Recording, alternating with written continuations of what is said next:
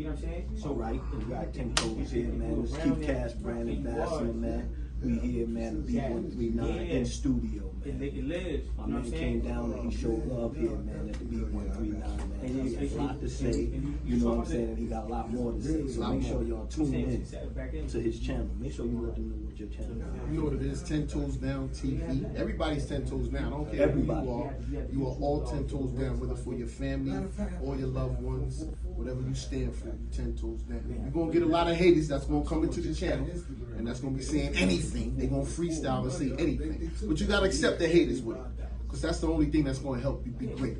You need a hate. So remember that. I just made that saying. So who was the guy that said, you know him?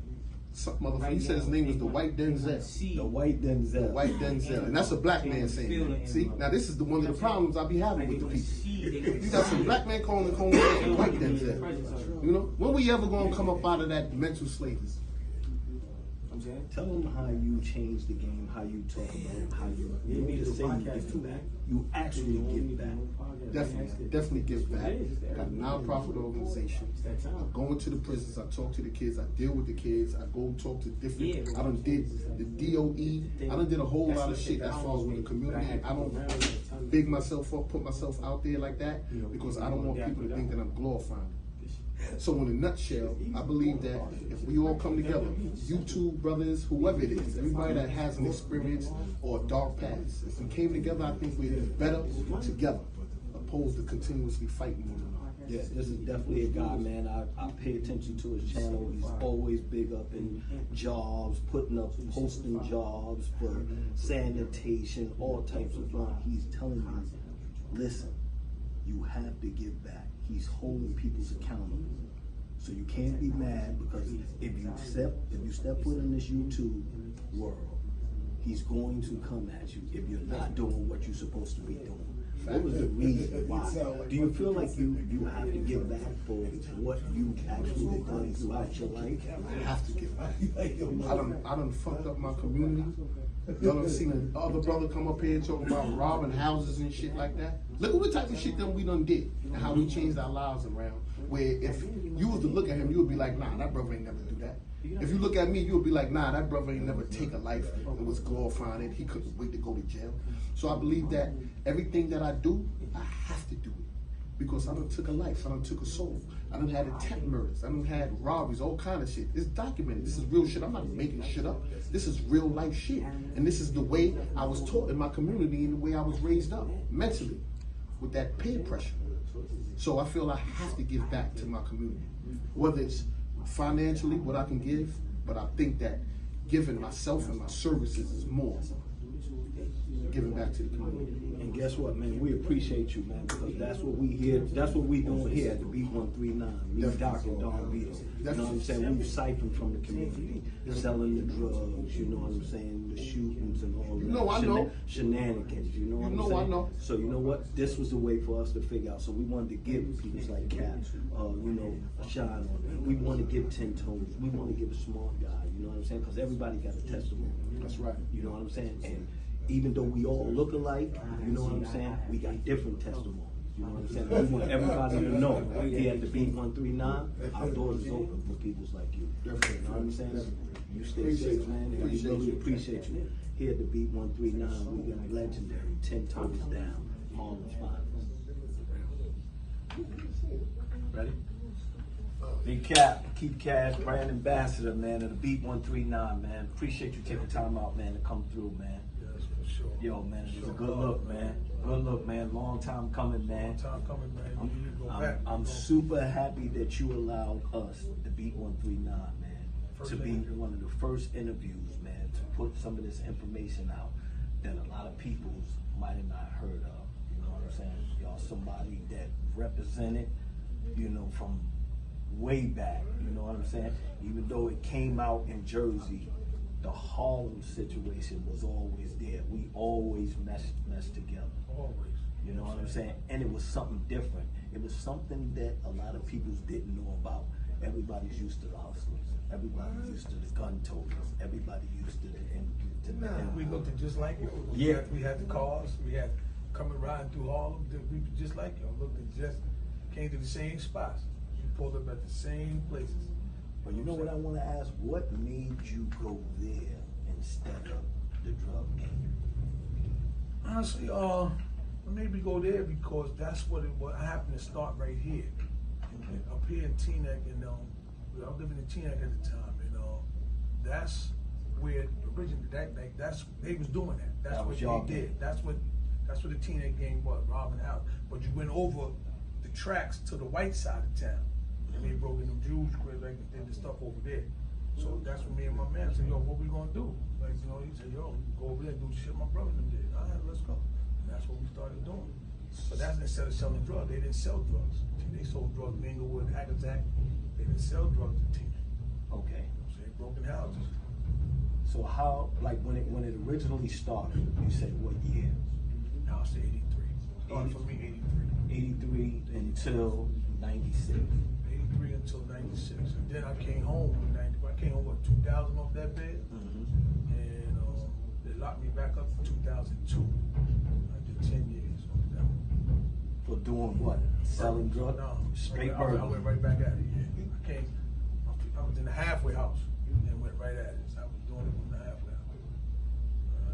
I didn't waste no time. So it was embedded in you. Yeah, I loved it. Like, I mean, honestly, I loved the adrenaline of it. I loved, the execution of it and the getaway.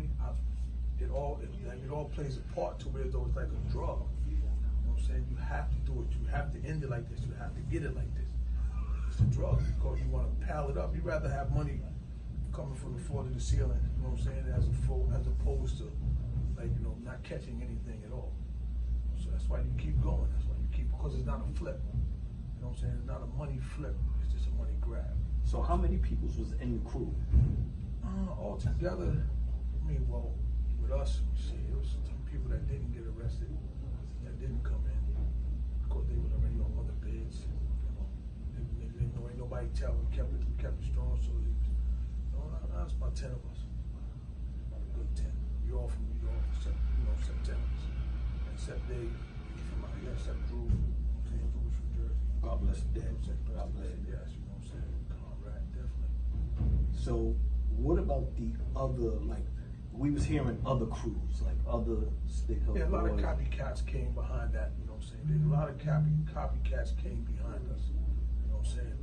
Dudes just seen what it was, especially when the article came out. They took off running like, oh, people stopped selling drugs and started robbing houses. You got drug dealers out here, they stopped, started robbing houses. So I know, boy, More lucrative. we should be looking at movies, Yeah, TV we got- deals, documentary. have Is a it something coming down the pipe? Yeah, we have a doc in place right now, getting ready to come out, and then from the, getting ready to do film and everything, and then it's supposed to be a scripted series behind that. Okay. Make sure you executive editor. Make sure you put the beat 139. You know what I'm saying? For that first interview, you sign that deal. You can come be on set if that's the case. If whatever's going down, as far as doing the documentaries go wherever we at, if I can bring you in, no problem, I'll bring it on. For sure, Take man. it from the door. Come on, man. Fam always, man. Otisville and beyond, man. Yes, man. We looking at, man, one of the original 007 guys, Big Cap, one of the originators who started this thing of theirs. And stay tuned. Stay tuned on the TV near you. Go. Got my man Smart Guy. Yo, the energy today. That shit superseded anything we've ever seen here at the Beat 139. Yo, we appreciate you coming out, man. We appreciate the mental that you coming with. Like, I want to let you know, you know what I'm saying? As one of the older guys, man, I appreciate everything you're doing. I hear what you're saying. I want our listeners to hear what you're saying, and I want all of your viewers and all your listeners to tap in and tune in, right? Because this shit here is Mind Elevation at its finest. Please explain to them about this tour. Like, I want them to get a clear understanding about this. Right. We don't want no misconception like it's a music thing, like Don Vito said. We want our peoples, your peoples, the younger generation to exactly know exactly what you're talking about.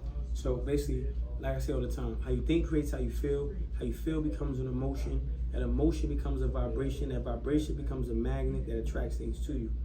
Our mind produces everything, right? Whether we like it or not. So the tour, I'm going into detail on how to reprogram your subconscious mind, how to be intentional with your mind, how to control your subconscious mind, and remove the control from other people that they have over your subconscious mind. And I have formulas that we're teaching the power of mantras, how to get up in the morning and how to look in the mirror and talk to yourself. When you get one negative thought, replace it with 100 positive thoughts. Having a negative speak fast, having a spin fast, where you go weeks at a time without spending no money at all. And then you're forced to figure out how to be resourceful. So I'm teaching our people how to be more self-reliant, how to insource instead of outsource. So the big conversation I had in Atlanta, there was a lot of people who was in college, and I said, hey, you got to use school to pay for school while you're in school before you get out of school. And you can't monetize school, college meaning, if you're not going for a monetizable skill set. So it's just information like that. Then we talked about generational wealth. And what generational wealth is, from a financial number, is your living expenses times 4 times 12 times 100. So whatever your living expenses is, times 4 times 12 times 100, because the times 4 is for inflation, right? And that end number, then you divide that by 7, and then whatever those numbers are, that 7 is the 7 different streams of income that you're gonna have, and then that number divided is the financial goal you have for each stream of income. So we went into detail on how to monetize, how to make money, how to focus on utility, how to add value, how to get away from people that are saying this is a way, but it ain't really the way, it's just perception. So make a long story short, my tour is about reprogramming the subconscious mind and then using that new reprogrammed subconscious mind to create the life that you want to live. So I'm gonna ask you a question. How did you reprogram your mind? I mean, it was a lot. I mean, it was trial and error.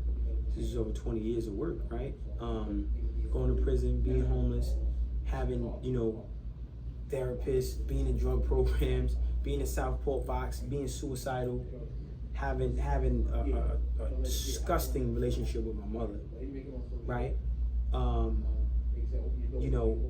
And then studying and then learning and being forced to survive, and then surviving, right? At 5 years old, I'm in Covenant House with my mom.